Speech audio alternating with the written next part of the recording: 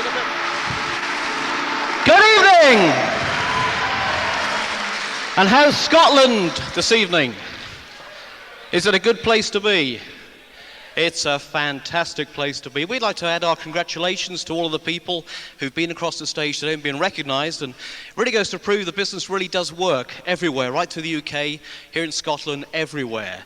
And I'd like to thank Colin and Leslie for that tremendous introduction that we've given us, and we feel that we really don't deserve that introduction at all, because after all, if we'd had to build this business from the scratch, we'd probably find it a very, very difficult thing to do, and probably we might even find we hadn't got what it took to actually do that. So all we've literally done is to utilize a system and a pattern that's been introduced by some very special people that we know who've proved that they do have what it takes, the guts, the determination, the vision to build a vast networking business from scratch, so that all of us can plug into their success and use their patterns to carve for ourselves a lifestyle and wealth and fortune as we see it for our families and our loved ones.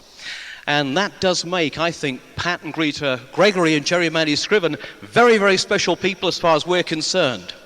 Now, it'd be great to take that credit, but we really can't do that because we're not special at all. We haven't arrived, and I'll tell you what, if we had learned to use this system a long time ago, all of it, full stop and dot and comma, we'd have been here a lot quicker than we are today.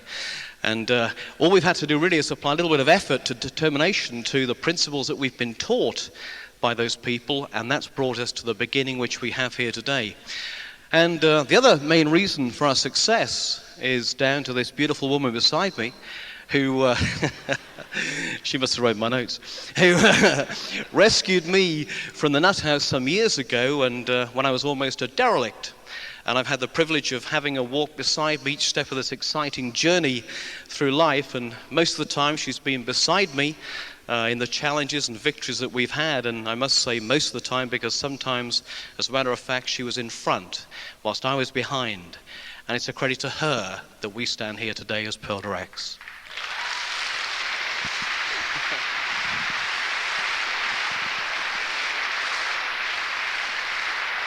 Now, Pat and Jerry asked us to share our story with you today, and we hope that you can learn something from the many, many mistakes that we've made, and perhaps that's going to help you get your business moving quicker than otherwise. And it's quite unusual at seminars to have two speakers tell their story. We apologize for that, because normally the second part is devoted to somebody who's very, very successful teaching in the second half.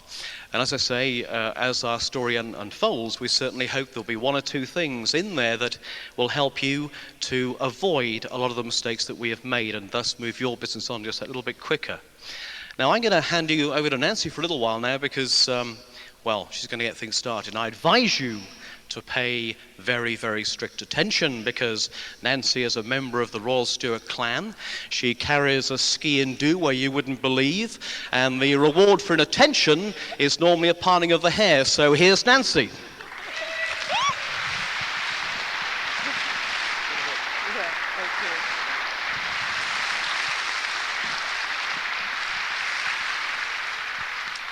Well, hi everybody. I don't know if you can see me behind this, but I am here. Well, in case you don't know, I'm Scottish. So if I lapse into broad bucking, you'll just have to check up line to ken what I'm speaking about. I was born in Scotland, in the northeast of Scotland, and my father is Scottish, part of the Stuart clan, as John just said. I wonder what my ancestors would say today, maybe married to a Sassenach and all. And my mother is Russian. When I was small, I didn't see much of Dad. He worked 12 hours a day. My parents didn't have much money either. There was 4 children to bring up, and my mum never worked. She was always at home with us. They were in fact saving very hard to buy their own house, because we lived in a tied house, which went with my dad's job. So if Dad lost his job, we lost our home. By the time I was 9, they bought their own house, and I swear to this day that he grew 2 inches the day we moved in. Dad's quest for family security and independence continued when he started his own forestry business. In the years that followed, I was trained to handle a team of Clydesdales, dragging trees out of areas inaccessible for machinery. I also learned to fell trees with power saws. It really was good fun and gave me lots of muscles. But depreciation of equipment, upkeep of the Clydesdale teams, new tools, dishonest staff, a non-payment of fulfilled contracts, and a very, very bad winter all led to Dad folding the business and going back to work for the boss. I decided then it was time to focus on my O-levels. But I didn't have a clue what I was going to do with my future. A policewoman, I thought. An air hostess. Maybe the WRAF. I'm sure it was the uniform. I actually became a psychiatric nurse. And that's why John says we get on so well today. I trained as a nurse, and as soon as I trained, I got married at the ripe old age of 18 and a half. It was a complete disaster, so I won't dwell on that. I then moved to England and joined a very famous baby shop company. I joined as a shop assistant and was offered management training, with one condition: I was to take elocution lessons. I thought to myself, it's as money speaking about anyway. I joined a group of trainees and began my course, a 2-year course, which was basically in Marble Arch. I found by working very, very hard, weekends and long, long hours, I could finish the course very fast. I did work long, long hours, nights, weekends. It didn't matter. I had a goal. Working my way up through the ranks, I ended up in regional security for the South. Sometimes I felt a bit like a sniffer dog. I then moved to another retail chain as area manager. This chain sold more confectionery per square foot than any other British retailer. My sights were then set on a new goal. I wanted to be a buyer. Within a short time, I was the group head confectionery buyer. As I loved chocolate, that was really good. I was so fond of my job, I even stayed in the company flat so I could be at my desk even earlier. The perks of the job were fantastic. I saw every show that opened in London, always the best seats and always through private entrances. I never had to queue, a bit like going direct in this business. And that was always followed by a champagne reception. I stayed in the best hotels, and I had frequent nights out at Langham's and the Peppermint Patty. I spoke and spent time with famous people because they frequented the same restaurants as I did. My hot button is horses, and as soon as some of the suppliers found that out, there was endless invitations to Ascot, Newmarket, and various other race meetings. What they didn't realise was I was a lover of hunters, shires, and draft horses. Flighty thoroughbreds actually didn't appeal to me at all. One should not assume. I went to Wimbledon finals with exquisite dinners beforehand. I went on the Orient Express to celebrate a supplier's centenary. But I knew that this was all to help secure supplying contracts. But it was all fun anyway. I bought containers of foreign confectionery and always met the shipments as they arrived at our warehouse, no matter what time of day or night. One time, there was a major trauma. The shipment arrived and it was infested with the cocoa moth. Thank goodness I was there. Otherwise, the shipment would have been unloaded into the warehouse and the complete Christmas stock for the whole company would have been destroyed. At the same time, one of the partners was spending a lot of time in Marbella. There were rumours flying through the company. The company was doing very well, but I was instructed to tell my managers there would be no bonus payout this year as the company hadn't reached targets. I knew that that was untrue. There were longer stays in Marbella, and the real key to my moving was I started to see accountants huddled in corners. So I decided a career change was needed, and I joined a motorway service area company as group retail manager. My first objective, given by the managing director, was to put a new face on motorway service areas, retailing shops and petrol stations. Months later, the new unit opened, and the turnover was up 300% in the first few months. I got recognition in the form of retail executive for the UK and was the first head office retail executive that was female. At the same time, the CTN chain went bankrupt.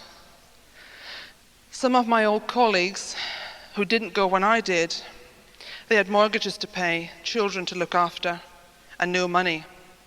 In fact, 350 employees lost their job. And all the boss was concerned about was himself. Some had to sell their homes. Some of my friends actually split up because of the pressure of no money. Some were trying to find work. And my boss, he was still in Marbella. Isn't it wonderful with this opportunity? Far from people who exploit us, we have uplines who want to see our success. And when it's built, it's ours and no one can take it away.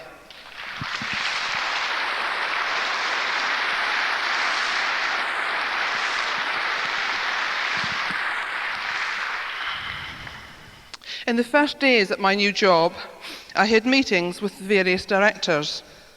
And of course, one of them was John Leah. Well, his views on women in senior management were not parallel to mine in any way, shape or form. We hit it off like two sumo wrestlers. I was the only senior woman manager in the office, so it was fun. In the months that followed, every move I made prompted a 10-page memo from operations to marketing. My secretary would put such memos on my desk and retreat very quickly. One day it was decided, to save memo time, to have a meeting about a major redevelopment in retail, as John Leah held all the cash strings. It was then decided to organise some site visits. My secretary spent the next few days telling me to keep up my stance because everyone was terrified of him except me. I wouldn't admit it, but I thought he had a great smile. I thought she exaggerated until I did see on the site visits how terrified the site staff were of him. That night, as we were staying in the same hotel, we went out to dinner to discuss site plans, you understand. It's true. And that night, a new goal had been set. I've always loved my goals. And I decided I was going to marry him. All I had to do was to convince John I was exactly what he needed. My secretary said, "I know you wanted to tame him, but that's going a bit far."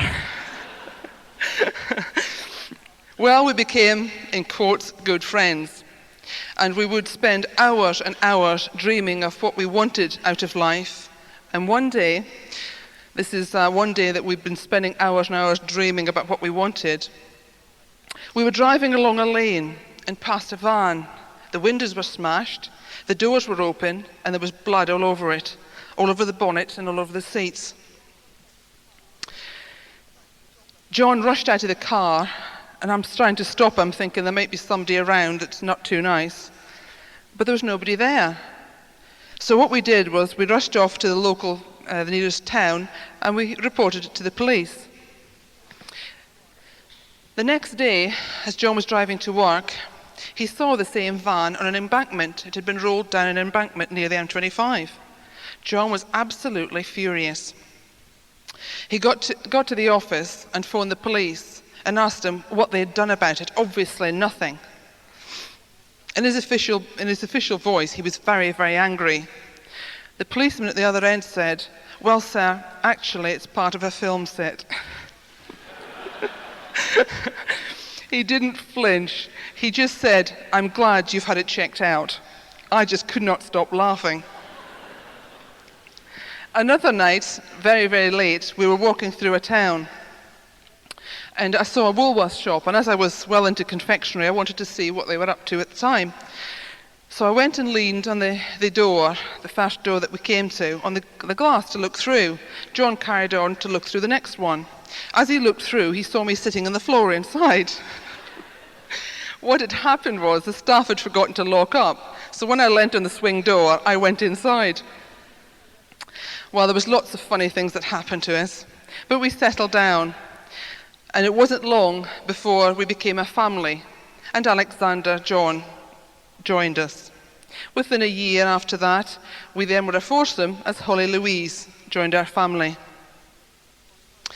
We had spent many nights dreaming of how life would be if we had our own business. What could we do alongside John's job until it was big enough that John could then retire? What else but a grocer's shop? Holly was 5 weeks old when we opened our shop. I ran it while John left for work, and he left at 6:30 every day for the office. I was feeding Holly and preparing Alex's breakfast at the same time. The bread and the fresh fruit and veg would arrive, and the shop opened at 8 o'clock. We opened every single day from 8 till 8. And we did have a half day, which was on a Sunday afternoon. I had some interesting times trying to breastfeed Holly in the stockroom when produce was arriving. Sometimes the staff didn't come in. So I was in the shop the whole day with a 14-month-old and a 2-month-old, who both realised what sweets were. John would get home at about 7 o'clock, and then we'd spend the rest of our evening filling up the shop ready for next day, while the kids were sleeping in the stockroom in their baskets. This wasn't and would never be freedom. Within months, we felt like a solid steel harness had been put around us with a combination lock and no way of knowing what the combination was. We had invested our savings in stock. Thousands and thousands of pounds were tied up in the shop. We had theft to deal with, fresh produce to buy and hope it would sell, and competition with supermarkets was hard. We still had our dreams, though. We would talk and talk as we used the price gun to price up the products. Our main dream was that we could bring up the children together. But whatever our dreams were, they would be a reality. I didn't know how. I only knew I was married to a winner. We decided to sell the shop and started to look again at what we could do to set us free. One day John came home and said he'd just seen Pat again. "I'm going to pop down to see Pat and Greta next week," he said. I didn't think anything more about it. John came home so excited he was practically bouncing up the path. I was soon to discover what he was excited about. Way. Oh, no, you don't. No way am I getting involved in that. You see, I had got involved several years before. I was sponsored and told how to sell products. I read the Amway literature and the merchandising guide and taught myself how to draw circles. I reached 15%. I had no functions, no system, and my upline was a long way away. At the same time, my career took off, so my mental and physical power went into the job. No way was I going to start that again. Pat and Greta came to see us and went through my fears. John was so excited, I went along. But I couldn't go to functions. I didn't read. Well, women's magazines. Listen, well, only if I was stuck in the car with John while he was playing tapes. My upline were very, very patient. John went to the first function alone. I couldn't leave my babies, you see. As my mum's always said, I really am a clucking hen. John came back from the function so excited, he just wouldn't let me sleep, and I was grumpy all next day. Greta kept on talking to me about reading. She suggested many books, but none would I read. John would leave books open and hope I would pick them up. I did, actually, but I was always careful to return them to the page he'd left them at. One day a book arrived with tools that John had picked up from Pat, yet more tapes and books. The book opened at this page. I am a nag. I don't mean to be, it just turns out that way. I really don't believe it's a coincidence that this book opened at that page. The book, incidentally, changed my thinking, and it's called Total Woman. And if you haven't read it yet, keep chapter 10 away from your man. Somebody's read it down here. I then decided to read during the children's naps, an hour and a half every afternoon. And that really was the turning point as far as I was concerned. I read right through the Ogmandino range, starting with A Choice. Absolutely phenomenal book, and if you haven't read it, I'd get a hold of a copy quick. Now it's part of our daily routine. We do it every morning before the kids get up. Read, that is.